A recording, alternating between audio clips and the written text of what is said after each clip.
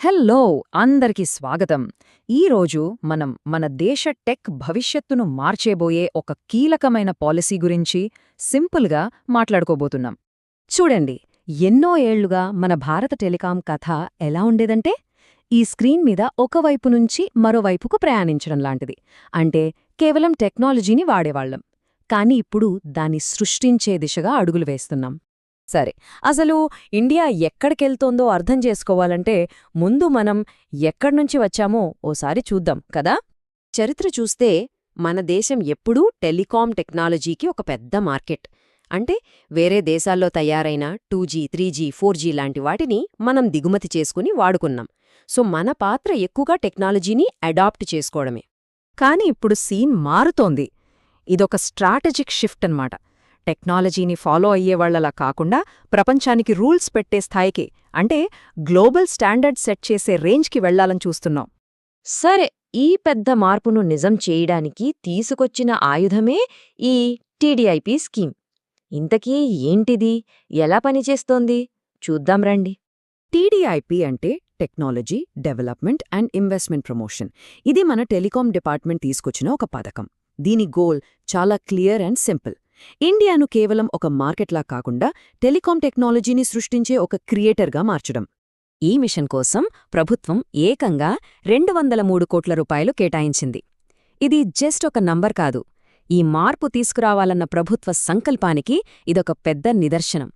ఇది ఒక 5 ఏళ్లపాటు అమలవుతుంది. అంటే 2026 నుంచి 2031 వరకు. దీనివల్ల ఏంటంటే టార్గెట్స్ క్లియర్గా ఉంటాయి, ప్లానింగ్ కూడా పక్కాగా ఉంటుంది. ఈ స్కీమ్కి 3 మెయిన్ పిల్లర్స్ ఉన్నాయన్నమాట. ఒకటి, మన దేశం పేరు మీద ఇంటెలెక్చువల్ ప్రాపర్టీ అంటే గ్లోబల్ పేటెంట్లు సృష్టించడం. 2, 6G లాంటి ఫ్యూచర్ టెక్నాలజీస్లో ప్రపంచ ప్రమాణాలను మనమే డిసైడ్ చేయడం. ఇక 3, మేక్ ఇన్ ఇండియాలో భాగంగా ఇక్కడే టెలికాం పరికరాలు తయారు చేసి వాటిని వేరే దేశాలకు ఎగుమతి చేయడం. ఇందులో అసలు మ్యాటర్ ఏంటంటే, ఈ సపోర్టు కేవలం ప్రభుత్వ కంపెనీలకు మాత్రమే కాదు, చిన్న చిన్న స్టార్టప్ల నుంచి మన ఐఐటీల లాంటి పెద్ద పెద్ద ఇన్స్టిట్యూట్స్ వరకు అందరికీ అవకాశం కల్పిస్తున్నారు. ఇది నిజంగా ఒక గేమ్ చేంజర్ కదా. ఓకే, మన దేశంలో జరుగుతున్న ఈ మార్పు ప్రపంచ స్థాయిలో ఎలాంటి ఇంపాక్ట్ చూపించబోతోందో ఇప్పుడు చూద్దాం. ఈ టేబుల్ చూస్తే మనకు ఒక క్లారిటీ వస్తుంది. ప్రపంచం 1G నుంచి 5G దాకా ప్రయాణించింది. ఇప్పుడు అందరి కళ్ళు 6G మీద ఉన్నాయి.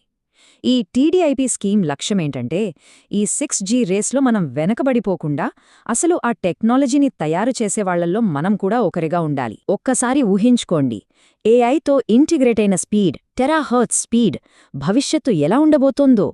ఆ భవిష్యత్తును మనమే రాయాలన్నమాట. ఇక్కడ చాలా ముఖ్యమైన పాయింట్ ఏంటంటే, ప్రపంచవ్యాప్తంగా టెక్నాలజీ రూల్స్ని తయారు చేసే ఐటీయూ, 3GPP లాంటి పెద్ద పెద్ద సంస్థల్లో మన మాట కూడా వినిపించాలి, మన ప్రభావం పెరగాలి. మనం కేవలం గేమ్ ఆడేవాళ్లలా కాకుండా గేమ్ రూల్స్ రాసేవాళ్లలో ఒకరిగా ఉండాలి. సరే, ఇదంతా టెక్నాలజీ గురించి, గ్లోబల్ స్టేజ్ గురించి.